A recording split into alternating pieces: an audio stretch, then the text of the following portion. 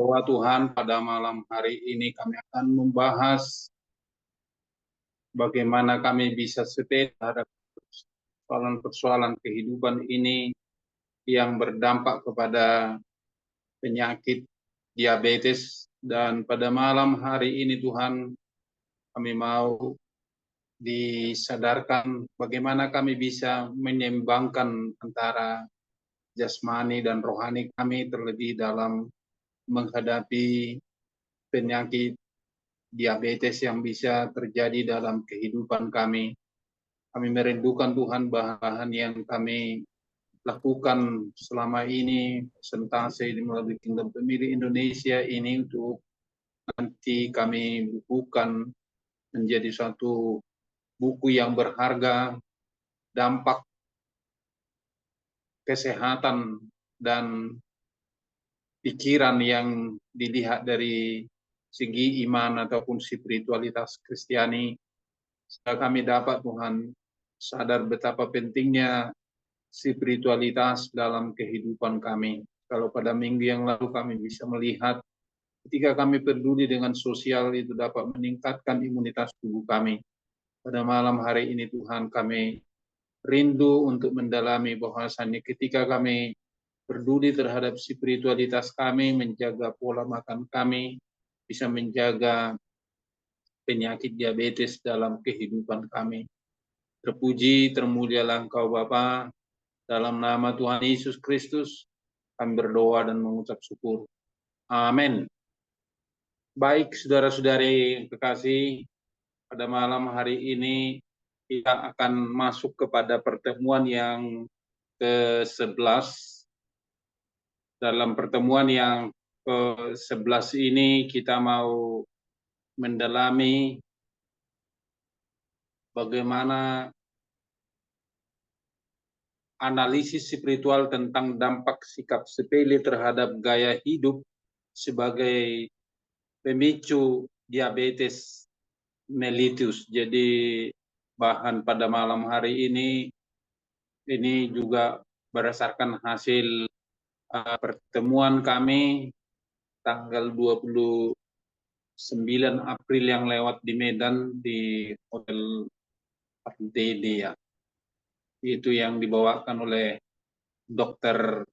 Bastanta, dosen Fakultas Kedokteran, dan dia juga waktu itu membawakan sebuah tema menjaga kesehatan sedini mungkin, lalu dia fokuskan kepada penyakit diabetes begitu. Saya tertarik ketika Pak Dokter itu mempresentasikan dari sudut kedokteran, dan Bapak itu termasuk ahli dan pakar lah di Fakultas Kedokteran Metodis Indonesia dan sangat rajin terus melakukan penelitian. Saya sering berjumpa di perpustakaan dan begitu juga dalam penelitiannya dia di laboratorium. Jadi pada malam hari ini kita akan coba melihat bahwasannya bagaimana pentingnya menjaga kesehatan sedini mungkin yang juga bisa mencegah diabetes. Jadi memang kita terjebak selama ini bahwasannya kita langsung bisa mengaminkan bahwasannya penyakit diabetes itu adalah dari turunan begitu, dari faktor genetika, yang memang bisa dari faktor genetika dari orang tua kita begitu, tetapi dengan kekuatan spiritualitas kita bisa juga kita bisa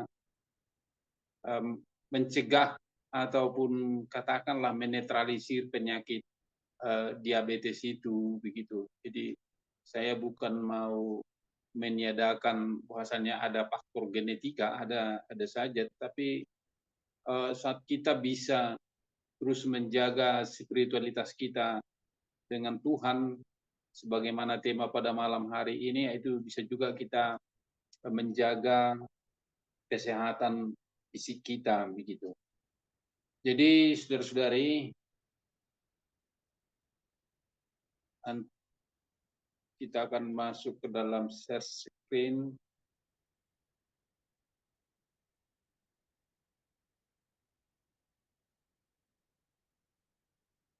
Jadi saudara-saudari, ini tema kita pada malam hari ini, analisis spiritual tentang dampak sikap sepele terhadap gaya hidup sebagai pemicu diabetes mellitus. Jadi ada jenis-jenis diabetes itu rupanya, tapi pada umumnya yang umum ada diabetes mellitus. Begitu kita mau melihat lebih dalam dari dampak sikap sepele kita gitu kan. Dampak sikap sepele manusia itu akhirnya bisa jatuh ke dalam penyakit diabetes. Jadi saudara-saudari, apa itu diabetes begitu? Jadi diabetes adalah kondisi medis kronis yang ditandai dengan tingginya kadar glukosa atau gula dalam darah gitu kan. Hal ini terjadi baik karena tubuh tidak menghasilkan cukup insulin, hormon yang mengatur gula darah, atau karena sel-sel tubuh tidak merespon insulin secara efektif gitu. Jadi dari itulah definisi pada diabetes, kondisi medis kronis yang ditandai dengan tingginya kadar glukosa ataupun gula dalam darah kita begitu. Jadi kita bersyukur dalam zaman sekarang ini diabetes ini bisa cepat dideteksi begitu.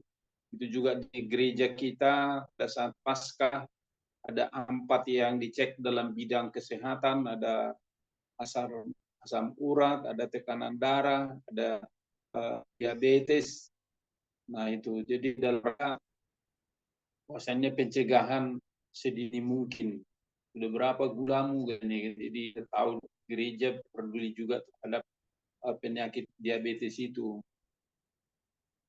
Diabetes mellitus itu sebagai salah satu tantangan kesehatan global yang meningkat, memerlukan pemahaman mendalam mengenai faktor-faktor yang berkontribusi terhadap kondisinya. Penelitian ini ataupun temuan kita pada malam hari ini, bagaimana kita bisa menganalisis dampak sikap sepele terhadap persoalan gaya hidup begitu, yang seringkali kita abaikan, namun memiliki implikasi signifikan dalam memicu penyakit diabetes ataupun kondisi medis kronis yang ditandai dengan tingginya kadar glukosa dalam diri kita begitu.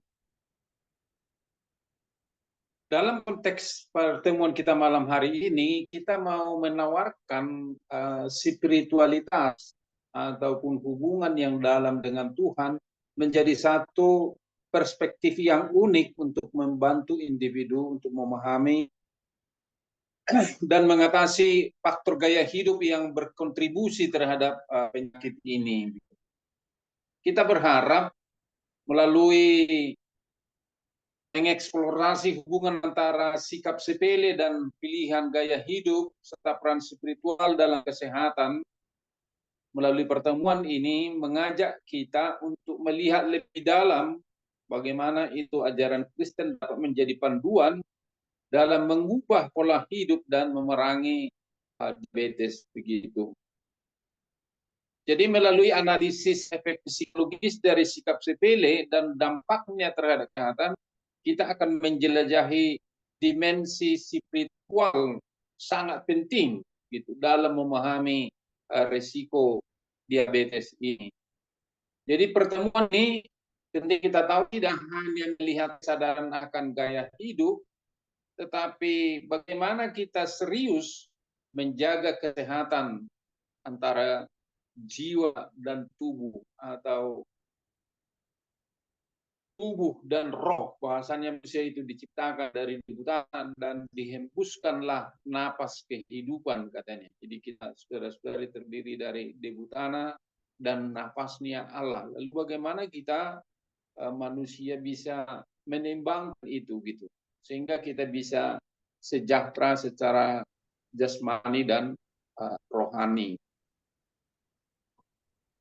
Jadi saudara-saudari, setelah kita lihat dalam beberapa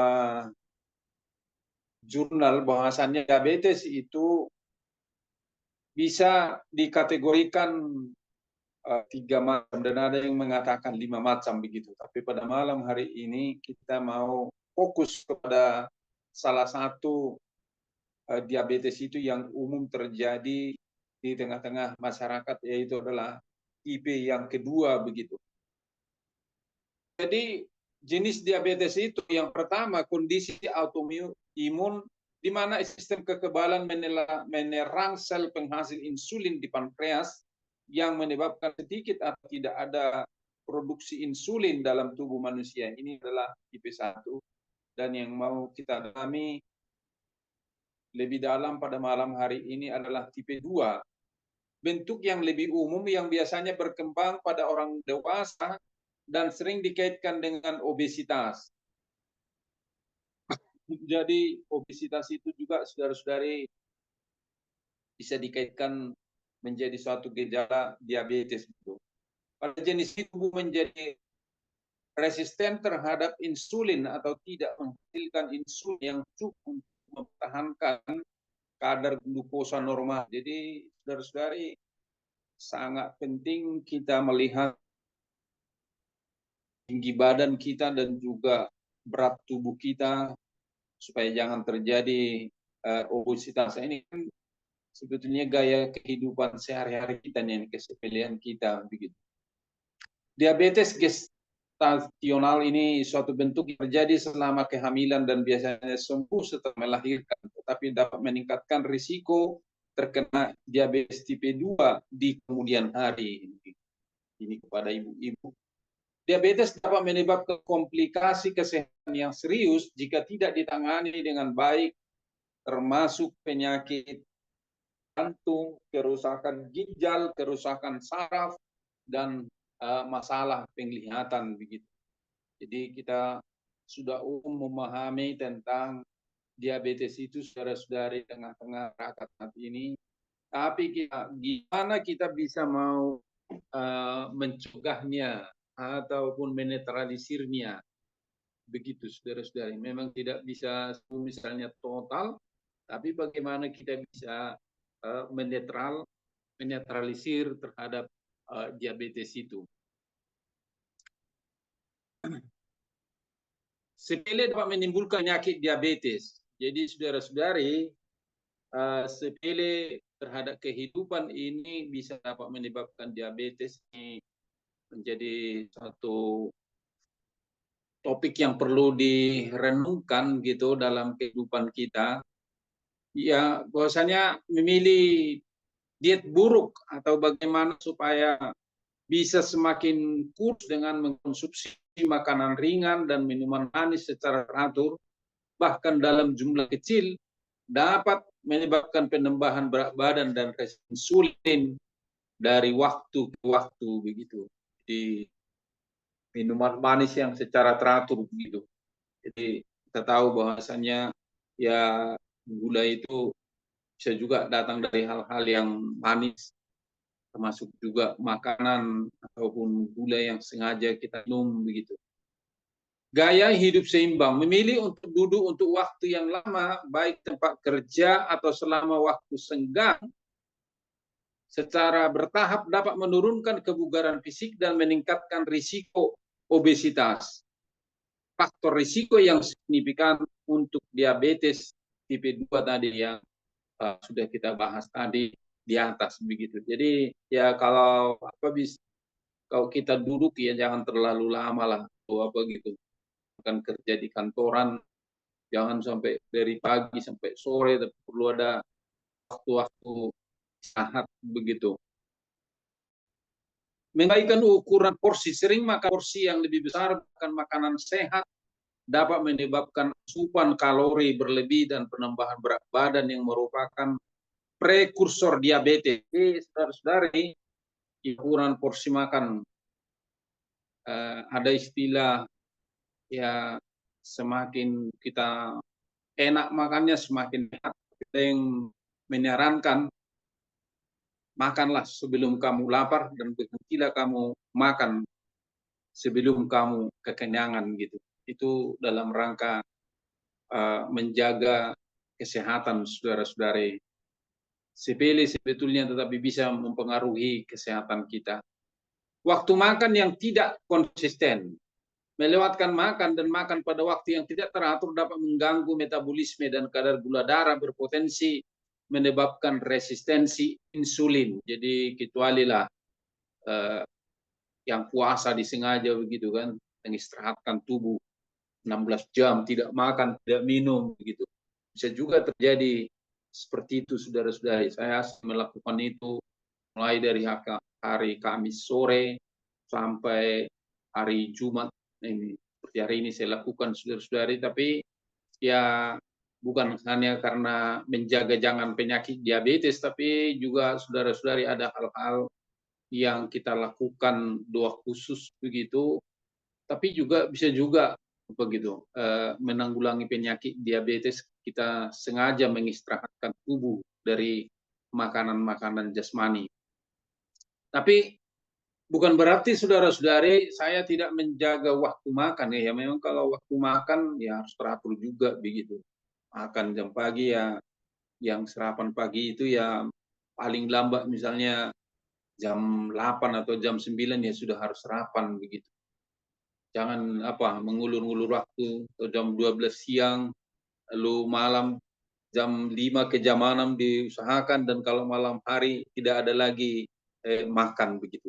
Jadi itu salah satu arahan daripada dokter Bansanta itu, bahwasanya ya pada malam hari jangan lagi ada makanan masuk. Nah, kalau apapun minum ya minumlah sekedar, dan kalau ada jam-jam evangelisasi, persekutuan doa, sel group, ya digantilah, hanya cukup dengan 1 botol aqua gitu. Tapi kita melihat saat ini masih banyak menyediakan makanan saat-saat pertemuan pada malam hari. Itu arahan dokter, itu sangat penting, saudara-saudari. Dia sudah mencoba mengarahkan di gerejanya sehingga pada pertemuan-pertemuan malam hari yang bersifat gerejani hanya 1 botol aqua begitu, hanya minum saja. Tapi biasanya ya tuan rumah selalu berupaya menyediakan makanan. Kalau kita lihat sampai saat ini di gereja kami hal itu pun belum berhasil, saudara-saudara. Selalu kalau ada perkumpulan pada malam hari, ya selalu ada makan, minimal makanan ringan. Rupanya setelah diteliti dokter itu, ya tidak baik pada malam hari makan. Kalaupun ya minumlah sekedar gitu. Mengabaikan manajemen stres ini, saudara-saudari, ini juga bisa persoalan sepele ini gitu kan. Stres kronis jika tidak ditangani dapat menyebabkan mekanisme penanggulangan yang tidak sehat, seperti makan berlebihan atau pilihan makanan yang buruk yang dapat berkontribusi pada risiko diabetes. Ini jadi kalau saat kita stres misalnya pada malam hari ya bisa juga hanya larinya ke makanan gitu. Meremehkan konsumsi alkohol. Minum alkohol dalam jumlah sedang mungkin tampak sepele, tetapi konsumsi berlebihan dapat menyebabkan penambahan berat badan dan meningkatkan risiko diabetes. Ya, sekedar ya bisa lah. Kurang tidur. Kebiasaan tidur yang buruk bahkan jika tampak kecil dapat mempengaruhi kadar hormon yang mengatur nafsu makan dan metabolisme, meningkatkan kemungkinan terkena diabetes. Jadi kalau kurang tidur pun bisa juga mengakibatkan penyakit diabetes begitu. Saudara-saudari ya bisa juga langsung dirancang tidurnya. Di misalnya ya saya paling lambat jam 10 malam sudah tidur gitu. Bangun nanti bisa jam 3 atau jam 4. Setelah diteliti dari studi kedokteran bahwasannya ya ada pekerjaan tubuh kita yang harus diistirahatkan dari jam 10 ke jam 2 itu. Jadi kalau dipaksakan di situ bekerja atau mengakibatkan kurang tidur, itu bisa juga menimbulkan penyakit diabetes. Mengatasi kebiasaan sepele ini dapat membuat perubahan gaya hidup secara sadar, dapat secara signifikan mengurangi risiko terkena diabetes dan meningkatkan kesehatan secara keseluruhan. Jadi kalau kita bisa mengatasi hal-hal yang sepele ini, ya itu bisa membuat suatu perubahan dalam kehidupan kita. Jadi sepele sebetulnya memilih diet buruk gitu, atau mengabaikan pola makan yang sehat begitu, atau waktu makan yang tidak konsisten, mengabaikan manajemen stres, konsumsi alkohol, kurang tidur, itu hal-hal yang sepele sebetulnya, tapi kita bisa membiarkan begitu saja dalam kehidupan ini. Kita masuk saudara-saudari dari segi spiritualitasnya. Peran spiritualitas Kristen dalam mengatasi faktor gaya hidup yang sepele tadi yang bisa berkontribusi terhadap diabetes begitu. Jadi data dari International Diabetes Federation atau IDF gitu tahun 2003 menunjukkan bahwa sekitar 530 juta orang di seluruh dunia hidup dengan diabetes. Dan diperkirakan akan meningkat menjadi 643 juta pada tahun 2030 begitu. Jadi banyak faktor yang berkontribusi termasuk gaya hidup tidak sehat yang dipicu oleh kurangnya kesadaran dan motivasi untuk perubahan begitu. Di tengah tantangan ini peran spiritual khususnya Kristen dapat menjadi pendukung yang efektif untuk mengatasi faktor-faktor risiko tersebut. Jadi kalau kita lihat hasil dari Diabetes Federation ini bahwasannya tahun 2023 yang lewat sudah 537 juta gitu. Jadi sudah lebih dari setengah M penduduk dunia menderita penyakit diabetes. Data dari World Value Survey 2023 juga menunjukkan bahwa 70% dari warga Kristen yang aktif mengikuti ibadah mingguan. Nah, ini kan memiliki tingkat kesadaran kesehatan yang lebih tinggi dibanding mereka yang jarang beribadah. Ya, mungkin juga kalau jarang beribadah, tidurnya ya sembarangan juga, itu mungkin sampai jam 2 akhirnya besoknya sulit untuk beribadah gitu kan. Mereka lebih cenderung menerapkan pola makan seimbang, rutin berolahraga, dan menghindari kebiasaan buruk. Hal ini menunjukkan bahwa praktik keagamaan dapat setara tidak langsung berkontribusi terhadap pencegahan faktor risiko diabetes. Jadi orang yang beribadah itu ya dia juga melihat sangat penting pola makan yang seimbang, rutin berolahraga gitu, dan menghindari kebiasaan buruk. Dokter Bastanta menganjurkan berolahraga ini ada 3 waktu itu. Yang pertama adalah olahraga sepeda. Yang kedua olahraga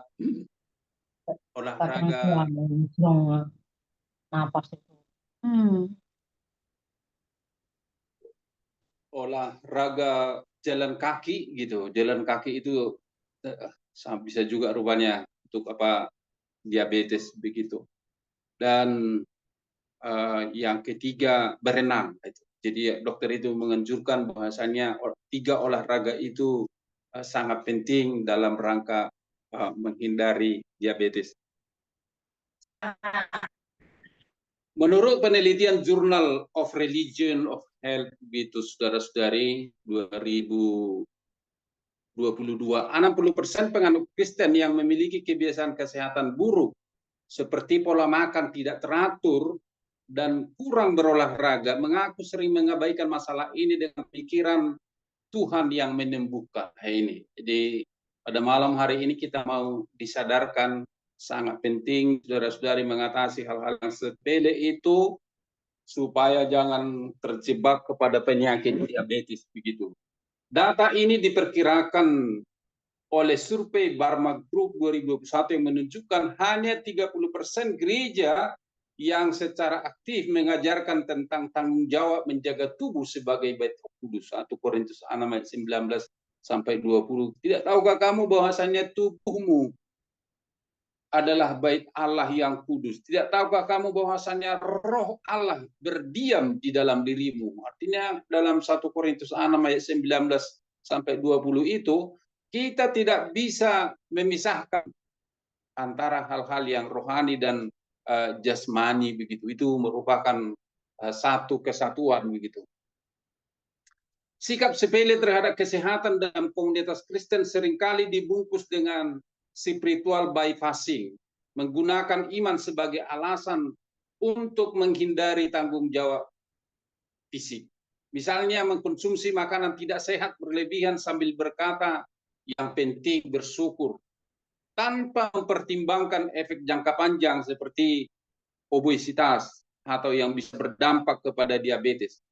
Hal ini mencerminkan pemahaman yang tidak seimbang antara anugerah dan tanggung jawab. Jadi saudara-saudari, kalau kita tidak mempertimbangkan antara jasmani dan rohani dan kita sepele terhadap hal-hal kesehatan kita dengan mengatakan saat kita mengkonsumsi makan yang tidak sehat, yang penting bersyukur, atau sudah didoakannya ini makan sajalah begitu kan. Tapi pada malam hari ini sangat penting menjaga makan. Singkatnya saudara-saudari, alasan rohani tidak boleh menjadi pembenaran untuk mengabaikan kesehatan. Data tadi saudara-saudari membuktikan meskipun banyak orang Kristen percaya pada penyembuhan ilahi, mereka sering lupa bahwa pemeliharaan tubuh juga adalah bentuk ibadah.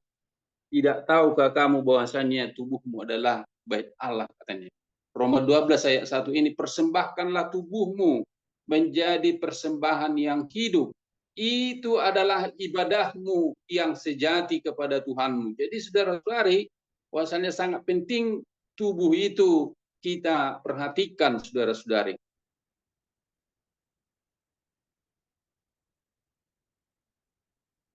Sebuah studi Christian Journal for Global menunjukkan bahwasannya menemukan bahwa orang Kristen yang aktif melayani tetapi mengabaikan kesehatan diri memiliki risiko 40% lebih tinggi mengalami burnout dan penyakit kronis dibandingkan dengan menjaga keseimbangan. Selain itu, 58% pendeta dengan survei tersebut mengaku kesulitan menerapkan istirahat cukup karena tuntutan pelayanan, meskipun tahu itu merusak kesehatan mereka. Begitu. Di saudara-saudari, ya kita harus berdoa kepada para pendeta supaya juga bisa mengatur waktunya dengan pelayanan. Jadi dari hasil survei 58% pendeta mengaku kesulitan untuk membagi waktu yang istirahat dengan waktu pelayanan gitu. Alkitab menjelaskan menekankan prinsip pengolahan atau stewardship atas tubuh, Kejadian 2 ayat 15. Jadi Kejadian 2 itu, saudara, cerita manusia itu diciptakan di Taman Eden. Bagaimana manusia itu sebetulnya mengelola tubuhnya. Tuhan mempersiapkan tanam-tanaman di Taman Eden itu dalam rangka menjaga kesehatan fisiknya. Begitu. Sikap sepele terhadap kesehatan bisa dianggap sebagai dosa kelalaian atau sin of omission, karena mengabaikan mandat untuk merawat ciptaan Tuhan, termasuk diri sendiri. Contoh nyata adalah ketika seseorang terus-menerus memakan makanan tidak sehat dengan dalih Tuhan mengasihani jiwa, bukan tubuh. Ini alasan-alasan yang menyakralkan, tidak memperhatikan tubuh, saudara-saudari. Padahal tubuh adalah alat untuk melayani Tuhan dan sesama. Oleh karena itu penting untuk mengedukasi komunitas Kristen tentang keseimbangan antara iman dan kesehatan, sehingga mereka dapat menghindari sikap sepele yang berpotensi membahayakan kesehatan mereka. Begitu, saudara-saudari. Jadi sangat penting bagaimana kita menimbangkan antara iman dan kesehatan kita. Di saudara-saudari, setelah kita tahu pada malam hari ini banyak hal untuk menjaga diabetes ini, mudah-mudahan ini bisa kita praktekkan dalam kehidupan kita. Perubahan gaya hidup, bagaimana ajaran Kristen dapat memerangi pemicu diabetes. Jadi tadi sudah kita sampaikan bahwasannya tubuhmu adalah bait Allah. Merupakan dasar Alkitab yang tegas menentang tanggung jawab orang Kristen dalam menjaga kesehatan. Ayat ini bukan sekedar metafora, tetapi prinsip ilahi bahwa merawat tubuh sama pentingnya dengan merawat jiwa. Insano in corpore sano, itu saudara-saudari, dalam tubuh yang sehat terdapat jiwa yang sehat, itu ya harus seimbang, saudara-saudari. Survei Christian Medical Fellowship ini mengungkapkan bahwa 52% jemaat gereja mengonsumsi gula berlebihan atau minuman manis setelah ibadah atau kue persekutuan dengan dalih bersyukur atas berkat Tuhan. Jadi saudara-saudari, kembali kami sampaikan makan malam itu perlu diperhatikan saudara-saudari, jangan terlalu banyak begitu. Ironisnya 68% tidak menyadari bahwa kebiasaan ini termasuk dalam kategori mencobai Tuhan. Itu kan Matius 4 ayat 7 itu saat Tuhan Yesus berada dibawa ke padang gurun, iblis mencobai sampai 3 kali, ketika terus dilakukan meskipun tahu risikonya. Jadi saat kita tahu saudara-saudari bahasanya makanan itu bisa menimbulkan penyakit begitu, itu sama dengan kita mencobai Tuhan, saudara-saudari. Gereja sering terjebak dalam paradoks berkat dengan merayakan kelimpahan makanan tanpa mempertimbangkan kesehatan begitu.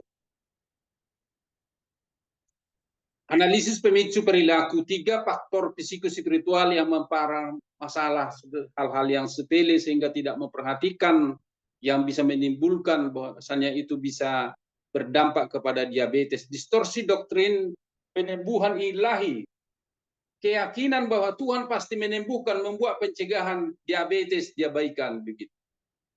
Stigma sosial, takut dianggap legalis jika menolak makanan tidak sehat dalam acara gereja. Jadi enak kan ya gitu kan, udah dihidangkan sama kita makanan, masa kita nggak makan gitu kan. Tuan rumah bisa merasa sakit hati. Itu kan perasaan kita saja, bisa saja dibawa ke rumah, besoknya dimakan.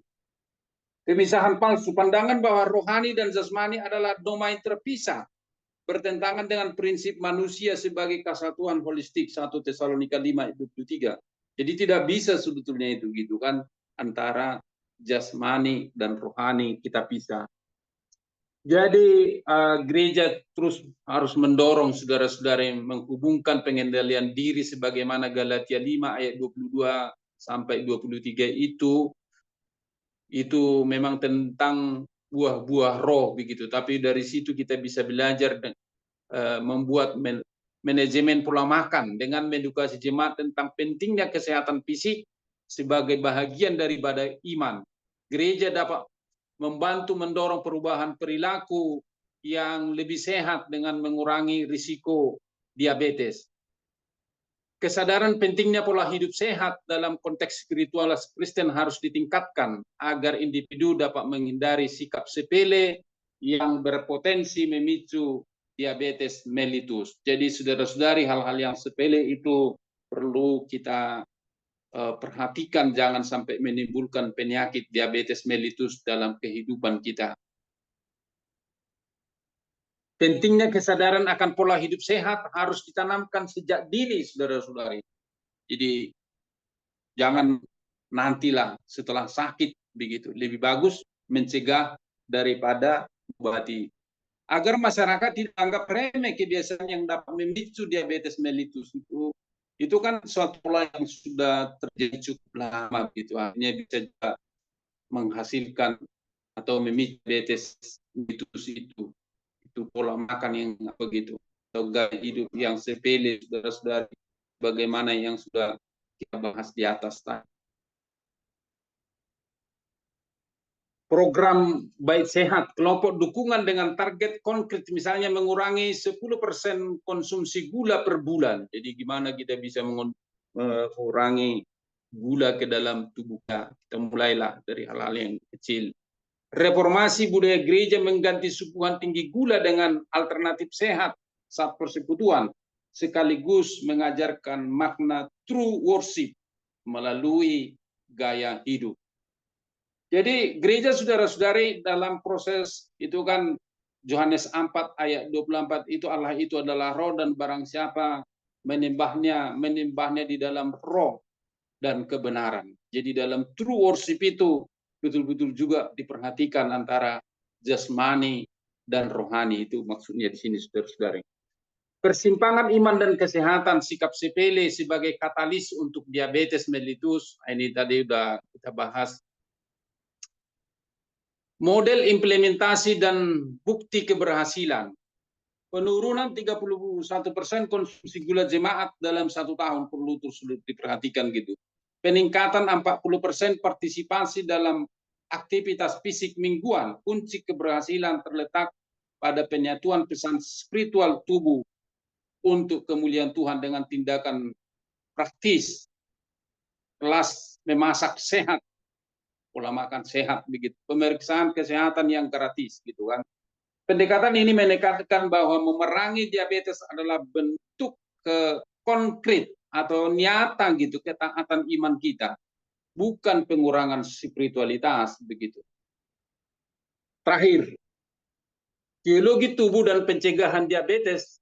Alkitab mengajarkan sudah tadi dari Kejadian 2 ayat 15 itu saudara-saudari, mengusahakan dan memelihara Taman Eden itu untuk mendorong manusia memperhatikan antara jasmani dan rohani.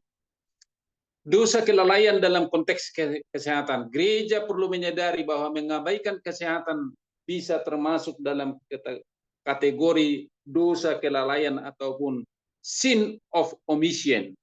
Ini saudara-saudari. Firman Tuhan menyatakan bahwa siapa yang tahu yang baik tetapi tidak melakukannya, ia berdosa gitu.